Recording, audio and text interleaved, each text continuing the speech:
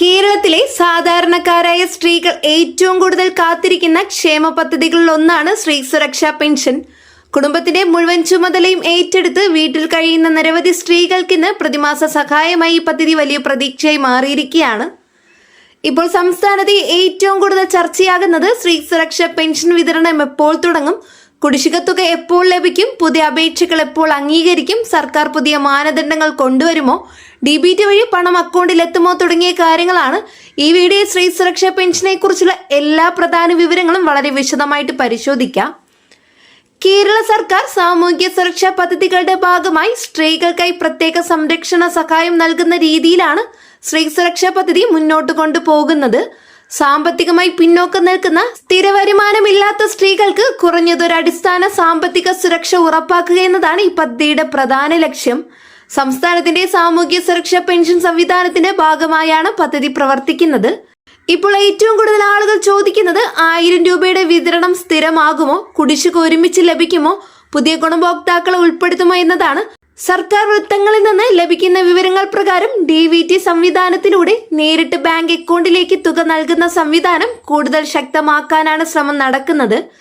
സേവന പെൻഷൻ പോർട്ടലിൽ സ്ത്രീ സുരക്ഷ ഭാഗം പ്രത്യേകം ഉൾപ്പെടുത്തിയിട്ടുണ്ടെന്നും ഗുണഭോക്താക്കളുടെ വിവരങ്ങൾ ഓൺലൈനായി പരിശോധിക്കാനാകുമെന്നും ഔദ്യോഗിക പോർട്ടലിൽ വ്യക്തമാക്കുന്നുണ്ട്. സ്ത്രീ സുരക്ഷാ പെൻഷൻ ലഭിക്കാൻ ചില പ്രധാന മാനദണ്ഡങ്ങൾ സർക്കാർ നിർദ്ദേശിച്ചിട്ടുണ്ടെന്നാണ് റിപ്പോർട്ടുകൾ സൂചിപ്പിക്കുന്നത്. കേരളത്തിൽ സ്ഥിരതാമസക്കാരായിരിക്കണം, നിശ്ചിത പ്രായപരിധിക്കുള്ളിൽ വരണം, മുൻഗണന റേഷൻ കാർഡ് ഭാഗത്തിൽ ഉൾപ്പെട്ടിരിക്കണം, മറ്റേതെങ്കിലും സർക്കാർ പെൻഷൻ വാങ്ങുന്നവർ ആകരുത് തുടങ്ങിയ മാനദണ്ഡങ്ങളാണ് പ്രധാനമായും ചർച്ചയിലുള്ളത്. വിവിധ റിപ്പോർട്ടുകൾ പ്രകാരം 35 മുതൽ 60 വയസ്സ് വരെ പ്രായമുള്ള സാമ്പത്തികമായി പിന്നോക്കം നിൽക്കുന്ന സ്ത്രീകൾക്കാണ് മുൻഗണന നൽകുന്നത്. ഇപ്പോൾ ഗ്രാമപ്രദേശങ്ങളിലും നഗരപ്രദേശങ്ങളിലും ഒരുപോലെ ആളുകൾക്ക് വലിയ ആശങ്കയാണ് കുടിശ്ശിക വിതരണം. മുൻമാസങ്ങളിലെ തുക ഒരുമിച്ച് ലഭിക്കുമോ എന്ന ചോദ്യമാണ് സോഷ്യൽ മീഡിയയിലും യൂട്യൂബിലും ഏറ്റവും കൂടുതൽ ഉയരുന്നത്.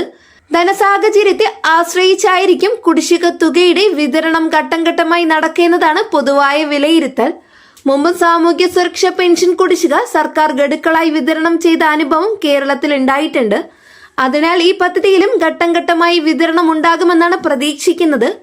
സർക്കാർ ഇപ്പോൾ ഏറ്റവും കൂടുതൽ പ്രാധാന്യം നൽകുന്നത് ആധാർ അടിസ്ഥാനത്തിലുള്ള പരിശോധനകൾക്ക് മസ്റ്ററിങ്ങിനുമാണ്. നിരവധി ഗുണഭോക്താക്കളുടെ അക്കൗണ്ടുകൾ KYC പ്രശ്നങ്ങൾ, ആധാർ ലിങ്ക് ചെയ്യാത്തത്, ബാങ്ക് അക്കൗണ്ട് സജീവമല്ലാത്തത് തുടങ്ങിയ കാരണങ്ങളാൽ തുക തടസ്സപ്പെടുന്ന സാഹചര്യങ്ങൾ ഉണ്ടാകുന്നുവെന്ന് ഉദ്യോഗസ്ഥർ വ്യക്തമാക്കുന്നു. അതിനാൽ bank passbook, Aadhaar, mobile number, ration card എന്നിവ പുതുക്കി സൂക്ഷിക്കണമെന്നും പല തദ്ദേശ സ്ഥാപനങ്ങളും അറിയിപ്പ് നൽകുന്നുണ്ട്. ഇപ്പോൾ സ്ത്രീ സുരക്ഷാ പെൻഷനുമായി ബന്ധപ്പെട്ട് ഏറ്റവും കൂടുതൽ വൈറലാകുന്ന വാർത്തയാണ് 3000 ആകുമോ എന്നത്. നിരവധി രാഷ്ട്രീയ ചർച്ചകളിലും സോഷ്യൽ മീഡിയ പോസ്റ്റുകളിലും ഈ ആവശ്യം ശക്തമായി ഉയരുന്നുണ്ട്. എന്നാൽ നിലവിൽ ഔദ്യോഗികമായി പ്രഖ്യാപിച്ചിരിക്കുന്ന തുക 1000 രൂപയാണെന്നതാണ് വിവിധ റിപ്പോർട്ടുകൾ വ്യക്തമാക്കുന്നത്. സർക്കാർ ഭാവിയിൽ തുക വർദ്ധിപ്പിക്കുമോ എന്നത് സാമ്പത്തിക സാഹചര്യം അനുസരിച്ചായിരിക്കും തീരുമാനിക്കുക. കേരളത്തിലെ കുടുംബങ്ങളിൽ നിരവധി സ്ത്രീകൾക്ക് സ്വന്തം വരുമാനമില്ല.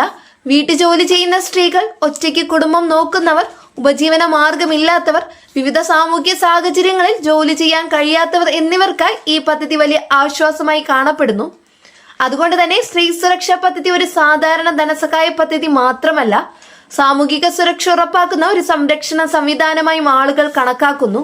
പെൻഷൻ അപേക്ഷകളുടെ പരിശോധന ഇപ്പോൾ തദ്ദേശ സ്വയംഭരണ സ്ഥാപനങ്ങളിലൂടെയാണ് നടക്കുന്നത്. പഞ്ചായത്തുകൾ, നഗരസഭകൾ, കോർപ്പറേഷനുകൾ എന്നിവ അപേക്ഷ പരിശോധിച്ച് അർഹരായവരുടെ പട്ടിക തയ്യാറാക്കും. തെറ്റായ അപേക്ഷകൾ ഒഴിവാക്കാൻ ഡാറ്റ പരിശോധന ശക്തമാക്കിയിരിക്കുകയാണ്. ഒരേ കുടുംബത്തിൽ ഒന്നിലധികം സർക്കാർ പെൻഷൻ ലഭിക്കുന്ന സാഹചര്യം കണ്ടെത്തിയാൽ അപേക്ഷ നിരസിക്കപ്പെടാനും സാധ്യതയുണ്ട്. നിരവധി പേർ ചോദിക്കുന്ന മറ്റൊരു കാര്യമാണ് അപേക്ഷ നൽകിയിട്ട് ഏറെ നാളായി പക്ഷെ സ്റ്റാറ്റസ് കാണിക്കുന്നില്ല എന്നത്. സേവന പെൻഷൻ പോർട്ടലിൽ അപേക്ഷ നമ്പർ ഉപയോഗിച്ച് സ്റ്റാറ്റസ് പരിശോധിക്കാം. പലപ്പോഴും പരിശോധന പൂർത്തിയാകാത്തതിനാലോ ബാങ്ക് വിവരങ്ങൾ പൊരുത്തപ്പെടാത്തതിനാലോ രേഖകൾ അപൂർണമായതിനാലോ അപേക്ഷ പെൻഡിംഗായി തുടരാൻ സാധ്യതയുണ്ട്. അതിനാൽ അപേക്ഷ നൽകിയവർ പഞ്ചായത്ത് ഓഫീസിലോ അക്ഷയ കേന്ദ്രങ്ങളിലോ വീണ്ടും പരിശോധിക്കുന്നത് നല്ലതാണ്. ഇപ്പോൾ സംസ്ഥാനത്ത് DBT സംവിധാനം കൂടുതൽ സുതാര്യമാക്കാൻ സർക്കാർ ശ്രമിക്കുന്നുവെന്നാണ് വിലയിരുത്തൽ. പണം നേരിട്ട് അക്കൗണ്ടിലേക്ക് എത്തിക്കുന്ന രീതിയിലൂടെ ഇടനിലക്കാരില്ലാതെ ഗുണഭോക്താക്കൾക്ക് തുക ലഭ്യമാക്കുകയാണ് ലക്ഷ്യം. സാമൂഹ്യ സുരക്ഷാ പെൻഷൻ പോർട്ടലിൽ DBT വിതരണ കണക്കുകളും ഗുണഭോക്തൃ വിവരങ്ങളും പ്രസിദ്ധീകരിക്കുന്നുണ്ടെന്ന് ഔദ്യോഗിക വെബ്സൈറ്റ് വ്യക്തമാക്കുന്നു. സ്ത്രീ സുരക്ഷാ പദ്ധതിയുമായി ബന്ധപ്പെട്ട് സോഷ്യൽ മീഡിയയിൽ നിരവധി വ്യാജ വാർത്തകളും പ്രചരിക്കുന്നുണ്ട്. സർക്കാർ ഭാവിയിൽ സ്ത്രീ സുരക്ഷാ പദ്ധതി കൂടുതൽ വ്യാപിപ്പിക്കാനുള്ള സാധ്യതകളെക്കുറിച്ചും ചർച്ചകൾ നടക്കുന്നുണ്ട്. വീട്ടമ്മമാർക്ക് സ്ഥിര സഹായം, കുടുംബ വരുമാന പരിധി അടിസ്ഥാനമാക്കിയുള്ള പുതിയ പട്ടിക, കൂടുതൽ സാമൂഹിക വിഭാഗങ്ങളെ ഉൾപ്പെടുത്തൽ, വാർഷിക പരിശോധന ലളിതമാക്കൽ തുടങ്ങിയ നിർദ്ദേശങ്ങൾ ഉയരുന്നുണ്ട്. എന്നാൽ അന്തിമ തീരുമാനം സർക്കാരിന്റെ ധനകാര്യ അവസ്ഥയും ബജറ്റ് വകയിരുത്തലും അനുസരിച്ചായിരിക്കും. നിലവിൽ നിരവധി കുടുംബങ്ങൾ പ്രതീക്ഷയോടെ കാത്തിരിക്കുന്നത് കുടിശ്ശിക വിതരണം സംബന്ധിച്ച ഔദ്യോഗിക പ്രഖ്യാപനത്തിനാണ്. ഒരു ഗഡുവായോ 2-3 ഗഡുക്കളിലായോ വിതരണം നടക്കുമോ എന്നത് ഉടൻ വ്യക്തമാകുമെന്നാണ് പ്രതീക്ഷ. ധനവകുപ്പിന്റെ അനുമതി ലഭിക്കുന്നതിനനുസരിച്ച് DBT വഴി അക്കൗണ്ടുകളിലേക്ക് തുക എത്തിത്തുടങ്ങാൻ സാധ്യതയുണ്ടെന്നാണ് പൊതുവായ വിലയിരുത്തൽ. സ്ത്രീ സുരക്ഷാ പദ്ധതി കേരളത്തിലെ ആയിരക്കണക്കിന് സ്ത്രീകൾക്ക് സാമ്പത്തിക ആത്മവിശ്വാസം നൽകുന്ന സംരക്ഷണ പദ്ധതിയായി മാറിയിരിക്കുകയാണ്. ചെറിയ തുകയായാലും വീട്ടു ചെലവ്, മരുന്ന്, ഭക്ഷണം, കുട്ടികളുടെ ആവശ്യങ്ങൾ എന്നിവയ്ക്ക് ഈ സഹായം വലിയ ആശ്വാസമാണ്. അതുകൊണ്ട് തന്നെ പദ്ധതിയുടെ തുടർച്ചയും സ്ഥിരതയും കൂടുതൽ ആളുകൾ പ്രതീക്ഷയോടെ നോക്കിക്കൊണ്ടിരിക്കുകയാണ്. അടുത്ത ദിവസങ്ങളിൽ സർക്കാർ പുറത്തിറക്കുന്ന പുതിയ ഉത്തരവുകൾ, കുടിശ്ശിക വിതരണം, പുതിയ അപേക്ഷകൾ, DBT അപ്ഡേറ്റ്സുകൾ, മസ്റ്ററിംഗ് അറിയിപ്പുകൾ, ബാങ്ക് ക്രെഡിറ്റ് വിവരങ്ങൾ എന്നിവ വലിയ പ്രാധാന്യമുള്ളതായിരിക്കും. അതിനാൽ ഗുണഭോക്താക്കൾ സ്ഥിരമായി ഔദ്യോഗിക വിവരങ്ങൾ പരിശോധിക്കുകയും ബാങ്ക് അക്കൗണ്ട് സജീവമായി നിലനിർത്തുകയും ആധാർ ലിങ്ക് ചെയ്തിട്ടുണ്ടെന്ന് ഉറപ്പാക്കുകയും ചെയ്യേണ്ടതാണ്. ഇന്നത്തെ വീഡിയോയിൽ വളരെ പ്രധാനപ്പെട്ട ഇൻഫർമേഷൻസ് ആണ് ഷെയർ ചെയ്തിട്ടുള്ളത്.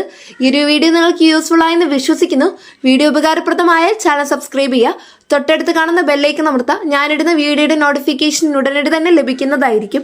കൂടാതെ ഇൻഫർമേഷൻ സുഹൃത്തുക്കളിലേക്ക് ഷെയർ ചെയ്തെത്തിക്കുക. വീഡിയോയ്ക്ക് ലൈക്ക് ചെയ്ത് സപ്പോർട്ടും തരാം. നെക്സ്റ്റ് ഒരു പുതിയൊരു അപ്ഡേറ്റ്സുമായിട്ട് വീണ്ടും കാണാം. എല്ലാവർക്കും നന്ദി, നമസ്കാരം.